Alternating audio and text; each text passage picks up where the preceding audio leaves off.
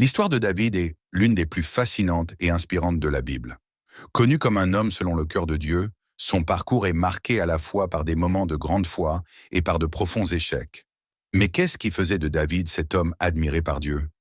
Pourquoi, malgré ses défauts, Dieu l'a-t-il choisi pour être le roi d'Israël et a-t-il fait en sorte que son nom soit rappelé à travers les générations?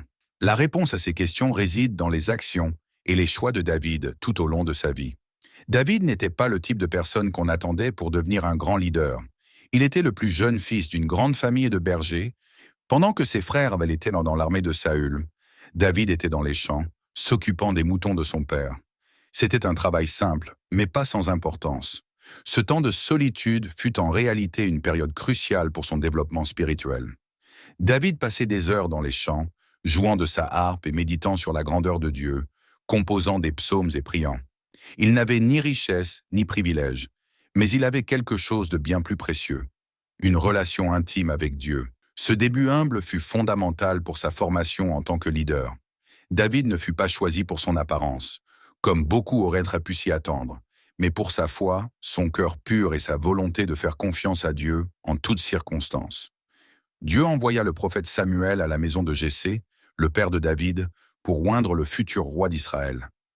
Lorsque Samuel arriva, il regarda les fils aînés de Jessé et, en les voyant, pensa que l'un d'eux serait le choisi. Cependant, Dieu surprit Samuel.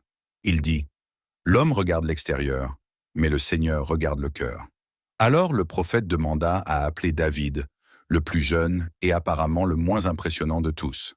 Lorsque David apparut, Dieu parla clairement à Samuel, « C'est lui, lève-toi et oins-le. » Ce moment fut décisif. David, encore un adolescent, fut choisi par Dieu pour être le prochain roi d'Israël, ce qui semblait impossible face à la figure imposante de Saül, le roi actuel. Mais le choix de David ne fut pas fait en raison de sa force physique ou de son statut social. Dieu le choisit pour son cœur disposé à le suivre. Cela nous enseigne que Dieu ne regarde pas ce que le monde valorise, mais ce qui est à l'intérieur de chacun de nous. L'histoire de David et Goliath est l'une des plus emblématiques dans de la Bible. Israël était en guerre contre les Philistins, et un géant nommé Goliath défiait les armées de Dieu tous les jours, mesurant plus de 2,5 mètres de hauteur et portant une armure lourde. Personne n'osait l'affronter, mais David, encore un jeune berger, n'eut pas peur. Il vit dans ce défi une occasion de démontrer la confiance qu'il avait en Dieu. Lorsque David se rendit au combat, il ne porta ni armure ni épée, mais il prit sa fronde et 5 pierres lisses. En rencontrant Goliath, il déclara, « Tu viens contre moi avec une épée, une lance et un bouclier, mais moi, je viens contre toi au nom du Seigneur des armées. » D'un seul coup de sa fronde, David renversa le géant. Cette victoire ne fut pas due à la force humaine, mais à une confiance totale en Dieu. Ce moment non seulement consolida David en tant que héros, mais démontra également sa foi inébranlable en Dieu, qui pouvait vaincre n'importe quel ennemi, aussi impossible que cela puisse paraître. Le courage de David nous enseigne qu'avec la foi, même les plus grands défis peuvent être surmontés. Après sa victoire sur Goliath, David devint rapidement une figure populaire en Israël. Le peuple chantait ses victoires, disant que « Saül a tué des milliers, mais David en a tué 10 000. » Cela suscita la jalousie de Saül, le roi, qui commença à voir David comme une menace pour son trône. Plutôt que de reconnaître la main de Dieu sur David, Saül se mit à poursuivre le jeune héros de toutes ses forces.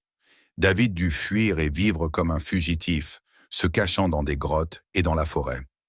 Pendant cette période, il eut plusieurs occasions de tuer Saül et de prendre le trône. Mais il choisit toujours de respecter la volonté de Dieu. Il refusa de lever la main contre loin du Seigneur, montrant un grand respect et une confiance dans le plan divin, même dans des moments de grande adversité. L'une des amitiés les plus belles et profondes de la Bible est celle de David et Jonathan, fils de Saül. Bien que son père soit l'ennemi de David, Jonathan devint son grand ami et allié. Ils partagèrent un lien qui allait au-delà des circonstances politiques, unis par leur foi en Dieu et un amour inconditionnel. Jonathan ne se contenta pas de protéger David des tentatives de son père pour le tuer. Il fit aussi preuve d'une grande humilité en acceptant que, plutôt que lui, David serait le futur roi d'Israël. Cette amitié reflète la valeur de la loyauté, de la confiance et du sacrifice dans les relations avec les autres, surtout en des temps difficiles. Pendant la fuite de David, il eut plusieurs occasions de tuer Saül, mais il refusa toujours. Un jour, David et ses hommes se cachèrent dans une grotte, lorsque Saül entra dans la même grotte sans savoir que David s'y trouvait. Les hommes de David lui demandèrent de tuer Saül, mais David répondit: « Qui peut lever la main contre loin du Seigneur et être innocent ?» Cette autodiscipline et ce respect de l'autorité de Dieu sont des exemples clairs de l'humilité et de la confiance de David. Il savait que, s'il devait être roi, cela arriverait en temps voulu par la volonté de Dieu et non par des moyens illicites. Lorsque David devint roi d'Israël, il prit une décision importante: amener l'arche de l'Alliance à Jérusalem. L'arche, qui représentait la présence de Dieu, fut amenée dans la ville avec une grande joie et une célébration. David dansa devant Dieu, totalement immergé dans l'adoration. Ce geste symbolisait que, pour David, le centre de son règne n'était ni le pouvoir ni la richesse, mais la présence de Dieu. Il savait que, sans la bénédiction divine, son autorité serait vide. Cela montre le cœur de David. Il était un roi, mais il mettait toujours Dieu en premier. Dieu fit une promesse spéciale à David, que sa lignée serait éternelle et qu'un de ses descendants régnerait pour toujours.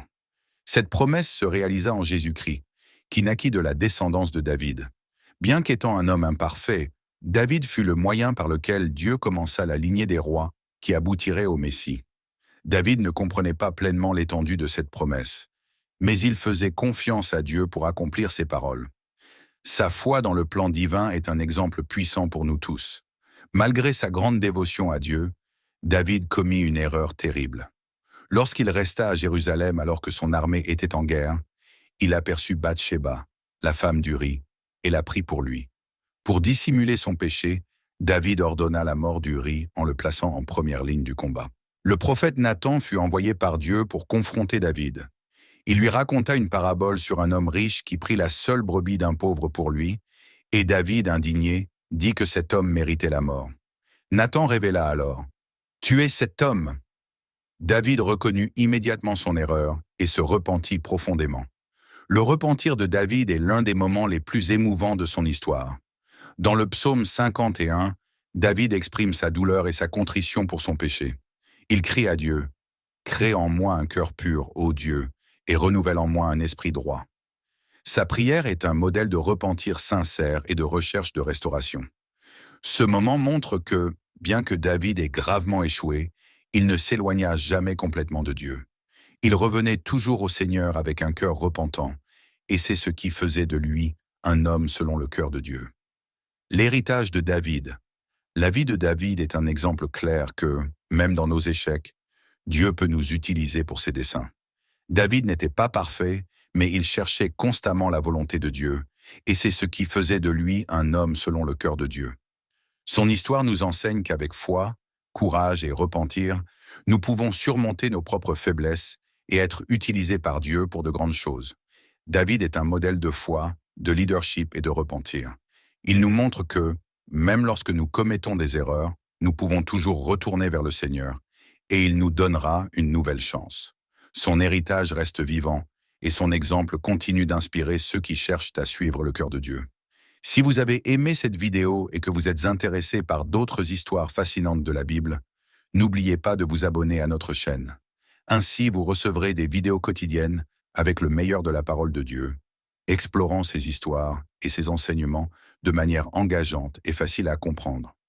Et pour continuer à approfondir, profitez-en pour cliquer sur l'une des vidéos que nous avons laissées ici dans la carte à côté. Ne manquez pas l'occasion de grandir dans la foi et la connaissance biblique. On se retrouve dans la prochaine vidéo.